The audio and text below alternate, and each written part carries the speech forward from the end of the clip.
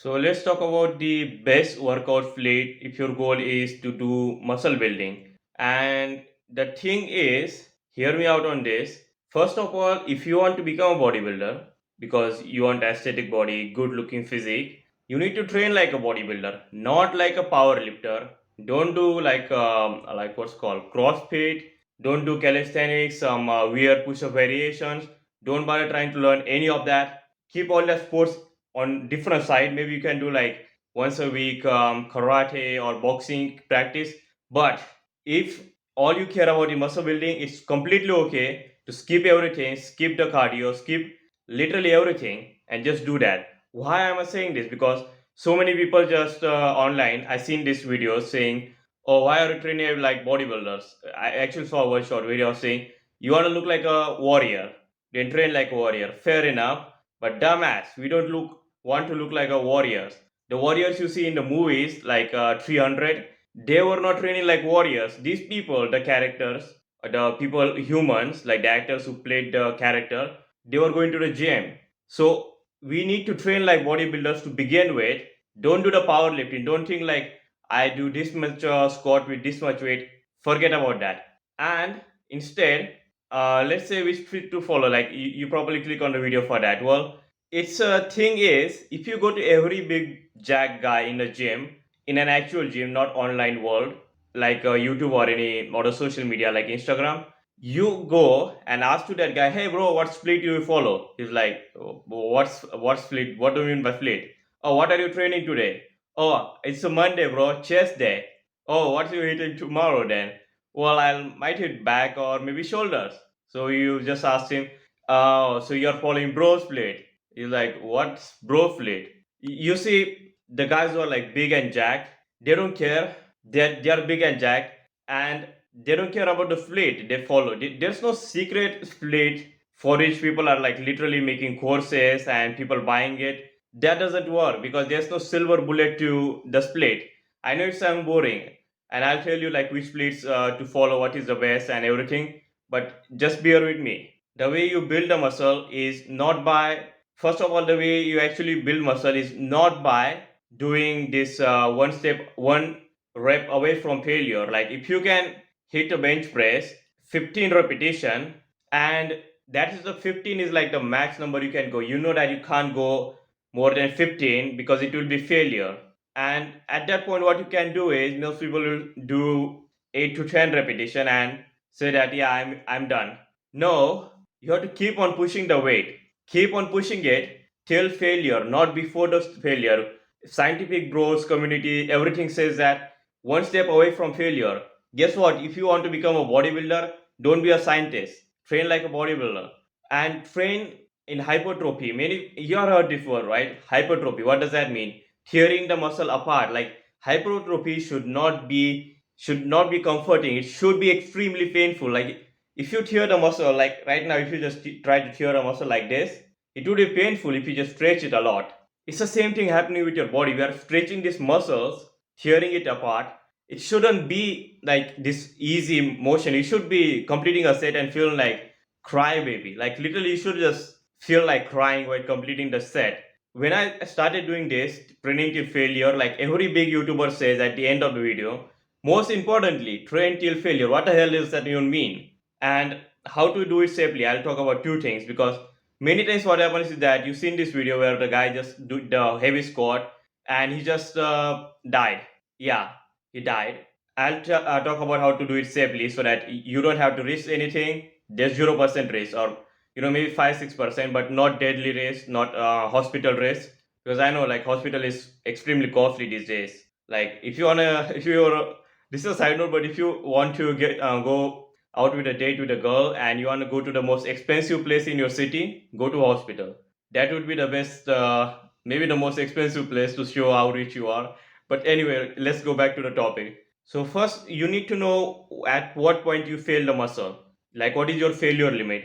For that, what you can do is just if you're in a gym right now or going to the gym, drop no not drop, but get a dumbbell and let's say you're doing bicep. See how much maximum repetition you can do. Just count the repetition and choose the optimal weight, not too low, not too high.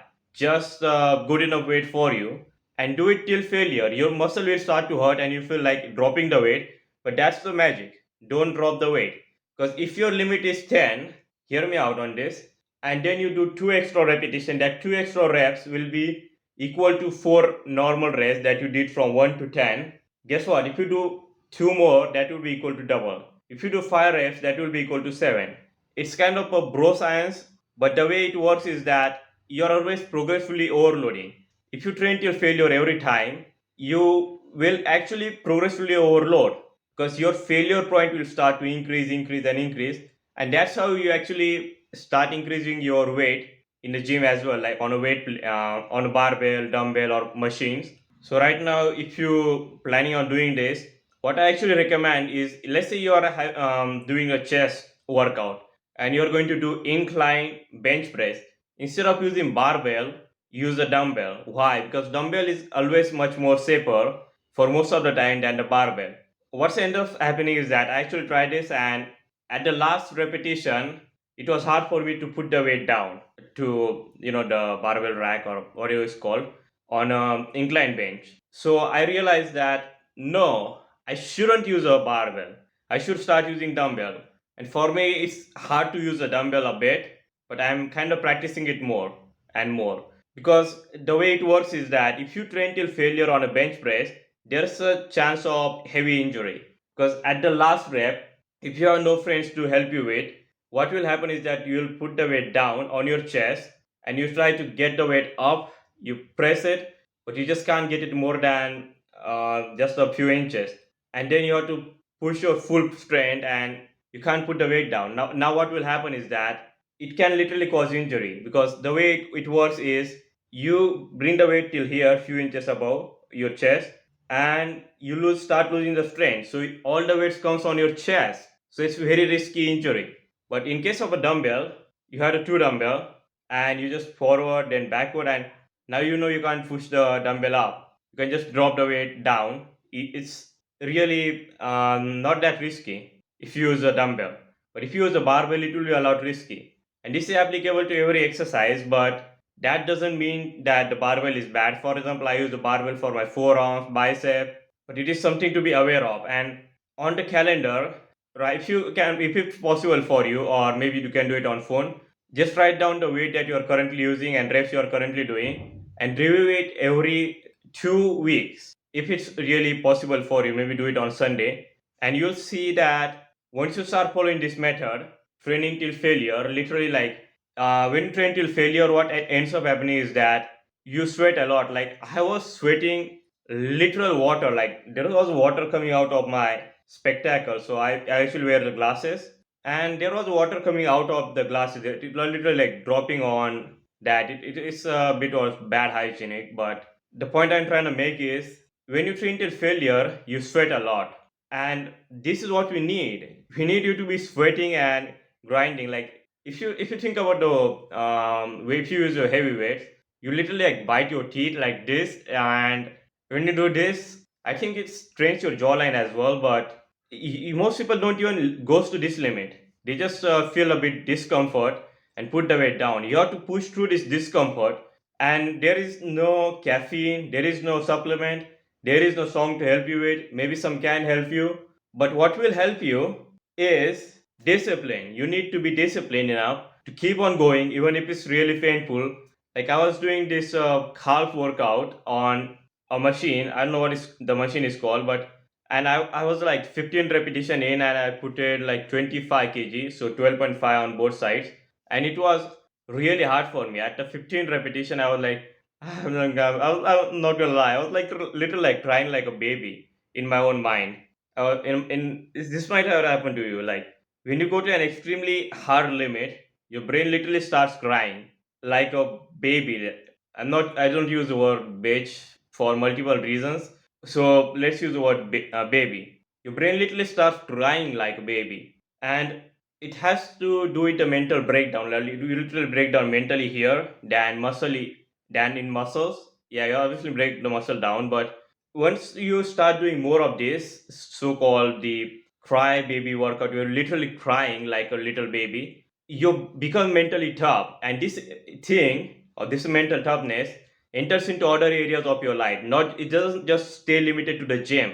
When you are doing, let's say, some hard mental task that requires a lot of discipline, you don't stop. You just keep pushing forward. Your brain is literally tired, and you want to take a rest. You want to sleep.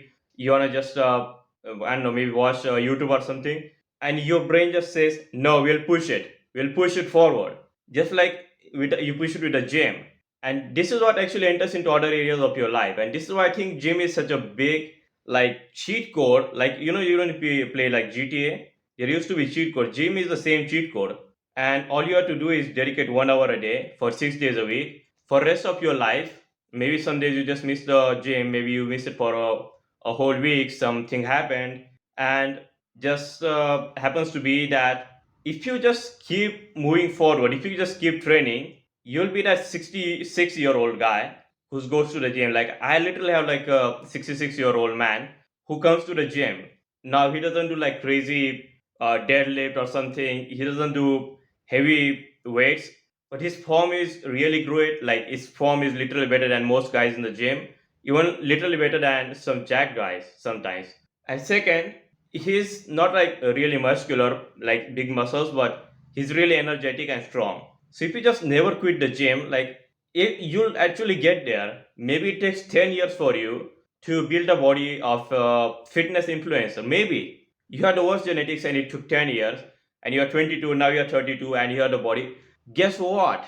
You have to live till 100, because if you see the medicine, most of us are going to live till 100. So why not just give it 100% and just hope for the best? Because who knows, someone might be watching this at the lowest genetics, maybe 4 feet 9 inch, and cuts in the genetics. But guess what?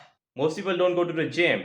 If you just never quit, you'll eventually get there. This is the mindset you need to have as well. So if you found some value from this video, then click like and subscribe to the video. Oh, sorry, subscribe. Yes, like the video and subscribe to the channel. And one last tip I like to give is, if you should actually buy resistance band, maybe some cheap resistance band. Why? Because it's not for training and not for like doing resistance band instead of gym. But when you go to the vacations and you're traveling with your friends, your families, you can't go to any gym now, and you just, before you know it, entire week worth of workout just missed out. So using the resistance band is good. Now resistance bands are not as good as gym. Like, I have the resistance band. Yeah, this one. I have bought them, and they are not as good as gym. For me, gym is proven to be better than these bands. But this is something to have rather than not to have. So you should actually buy them if you are like going on a travel a lot. And that's the last tip I'll give in this video.